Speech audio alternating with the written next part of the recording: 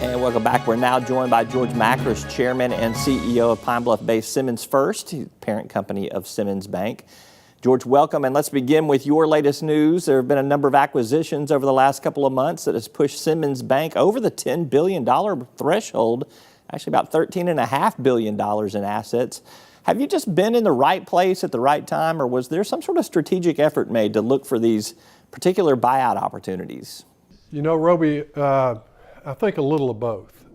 We've been lucky to find really good merger partners. We've been lucky that our stock valuation has been such that we've been able to use it as good currency in these transactions. Most of the acquisitions we've done have been buying private banks whose shareholders were looking for liquidity in their investment. I'll say that, you know, when we were able to buy Metropolitan National Bank, that was a really significant event for our corporation. It allowed us to become more efficient in our operations. It got some really good talent associated in our Central Arkansas market. And it sort of put us on the map with regard to potential acquirers. We've seen an opportunity to take our community banking strategy and just create a larger network. And the way we do that is very unique in today's industry. We don't have teams of people that we move from our existing territory into new territories. We really depend on the management and the producers in those successful banks to continue what they've been doing. You told analysts on a recent call that you'll take most of this year to digest what's in the system, kind of wait for regulators to finish up their work.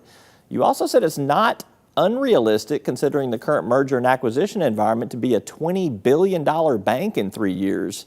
What would that involve? Organic growth, more deals, something else? Well, we do expect substantial organic growth. As you probably have seen in the last 2 quarters, I phrase it like this: we're learning to be a bigger bank. We have a bigger balance sheet. That means that our loan sizes can increase. Some customers that we were not able to service because we were too small, now we can. And we're starting to get that traction in the market today. The banks that we are acquiring in Oklahoma and Texas are high growth markets.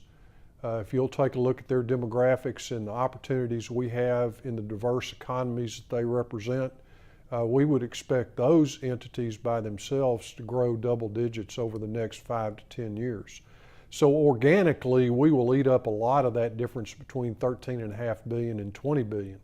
But we also continue very healthy discussions with other merger partners. We don't expect any of those to materialize until 2018 at the earliest. But a combination of organic growth and some other good merger partners could easily put us at $20 billion in 3 to 5 years.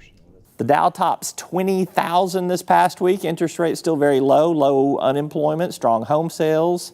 Those are all good economic indicators. There's a new president who's put a lot of Wall Street executives in his administration. As a business leader, where would you expect economic conditions to improve? Well, I think they're going to improve really across the board. I think what we're seeing now, especially in bank stock valuations, is the expectation of lower interest rates on a corporate level. And I think they have built that into future earnings streams for banks. We will continue to deploy that capital if that actually takes place, so it will stimulate additional growth in the economy. I'm a little unclear about how the president's stance on international trade deals is going to affect us short term and long term. It certainly seems to be driving some additional job growth and investment in the United States. We'll just have to wait and see how that goes. I will say this though, I'm very impressed with the pro-business mindset of the president and those that he's established around him. I think that's been missing for some time now. I can just speak from the banking industry that increased regulation has become our #1 topic, and taking care of our customers has dropped to #2. Let's talk about Dodd-Frank. A skeptic would say that Simmons had profits of $97 million last year. Hard to see where that bank regulation bill, Dodd-Frank, held you back. Do you want to see a wholesale repeal of Dodd-Frank, or do you just want to see parts of it altered? You know, Roby, it just needs to be altered. I think to repeal Dodd-Frank in its entirety is probably an unrealistic expectation, but there are some things that went too far in Dodd-Frank. You know, we are human, and as long as a human element is in banking, we're not going to be perfect.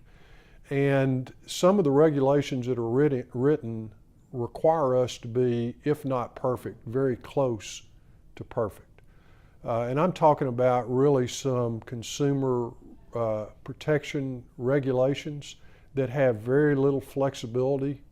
We've had a couple of instances here at Simmons where our associates, thinking that they were doing something to help the customer, have been slapped on the wrist because it violated one of the technical rules and regulations that have been put in effect. So there needs to be some middle ground that we can all agree to, that if we are committed to doing the right thing and we have systems in place to determine when we stray off course to get back on, that's an acceptable process. I'm not sure we're there today, but I think we'll get there. He's George Makris, Chairman and CEO of Simmons First. Thanks for your time. When we come back, we'll go inside the numbers for a look at some big stories of the last week. Plus, we'll have a Capital Roundup. We're back right after this.